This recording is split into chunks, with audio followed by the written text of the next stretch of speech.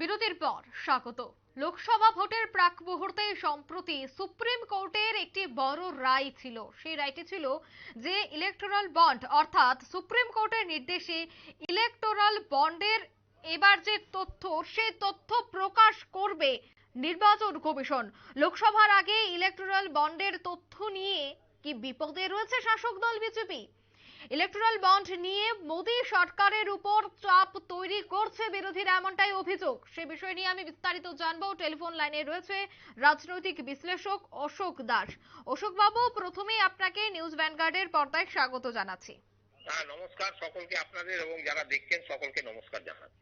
এই যে লোকসভার আগে সুপ্রিম কোর্টের ইলেকটোরাল বন্ড, সেই বন্ডের তথ্য এবার প্রকাশ করবে নির্বাচন কমিশন। এর আগে বিরোধীরা বলছিল যদি কমিশন এই তথ্য প্রকাশ করে তবে অনেকটাই বিপাকে পড়তে হবে শাসক দল বিজেপিকে।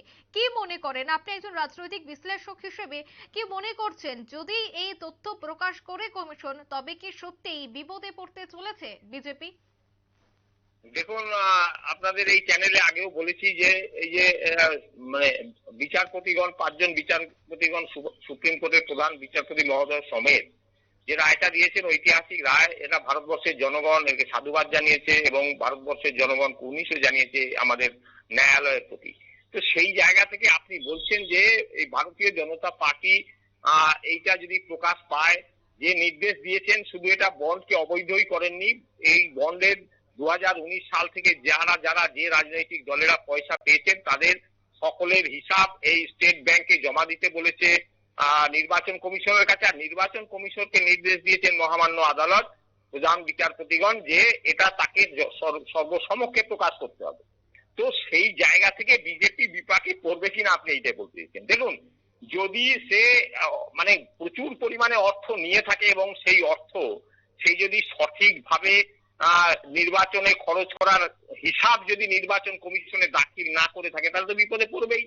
কারণ হচ্ছে ভারতবর্ষের সংবিধানের আইন অনুযায়ী নির্বাচন কমিশনের সমস্ত রাজনৈতিক দলকে প্রতি বছর অন্তর অন্তর তাদের রিটার্ন দাখিল করতে হয়, তাদের আয় ব্যয়ের হিসাব দিতে হয়, নির্বাচনের কোথায় কত টাকা এসছে এবং কিভাবে টাকা পেয়েছে এবং সেই টাকা কিভাবে তারা খরচ করেছে নির্বাচন কমিশনে জমা দিতে হয়।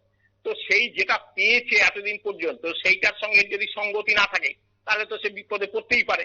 কিন্তু আপনি বললেন বিরোধীরা বলছে ভারতীয় জনতা পার্টি বিপাকে পড়বে না।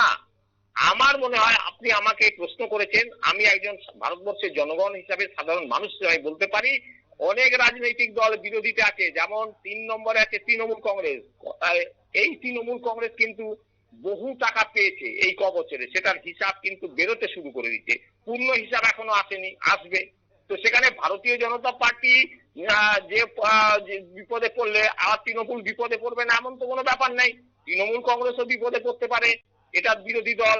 আবার শারদ পাওয়ার, তৃণমূল কংগ্রেস তো তবু একটা রাজ্যে ক্ষমতায় আছে, কিন্তু শারদ পাওয়ারের দল কোনো রাজ্যে ক্ষমতা নেই, কিন্তু তারা যে পরিমাণ বিপুল পরিমাণ টাকা পেয়েছে তাদেরও তো হিসাব দিতে হবে।